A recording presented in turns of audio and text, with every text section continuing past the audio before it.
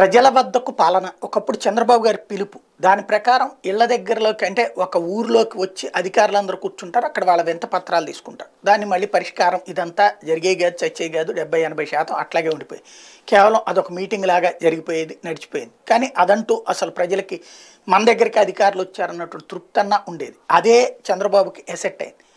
అదే ఇప్పుడు వచ్చాడు జగన్మోహన్ రెడ్డి వచ్చాక గ్రామ సచివాలయ వ్యవస్థ మన ఇంటి దగ్గరికే పరిపాలన వచ్చింది వాలంటీర్ మన ఇంటికే పరిపాలన తీసుకొచ్చిస్తున్నాడు పెన్షన్ మన ఇంటికే తీసుకొచ్చిస్తున్నాడు సంక్షేమ పథకాలు మన ఇంటికే వచ్చి అప్లికేషన్స్ పెట్టించుకెళ్తున్నాడు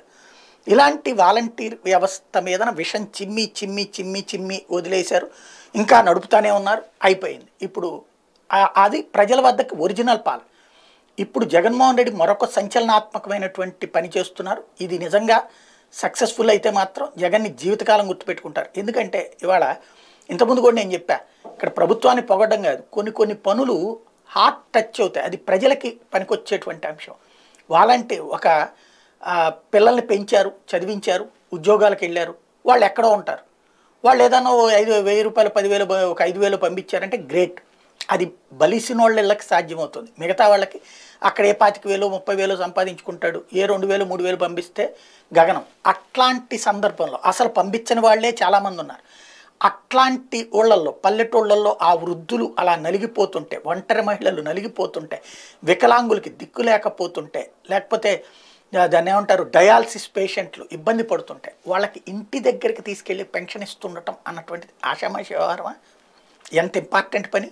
ఇంటి దగ్గరికి తీసుకెళ్ళి పెన్షన్ ఇవ్వడం అన్నటువంటి కాన్సెప్ట్ అది అద్భుతమైనటువంటి పని ఇప్పుడు అదేవిధంగా పిల్లలందరూ ఎక్కడో ఉంటుంటే ఊళ్ళల్లో ఇదివరకు ఏ పాలేరు లేకపోతే తెలిసిన వాళ్ళన్న పని చేసి పెట్టేవాళ్ళు వాళ్ళ రోజున అలా దొరకపోతున్నటువంటి సందర్భంలో వాలంటీర్ వ్యవస్థ ఇంటి దగ్గరకు వచ్చింది ఇప్పుడు మందులు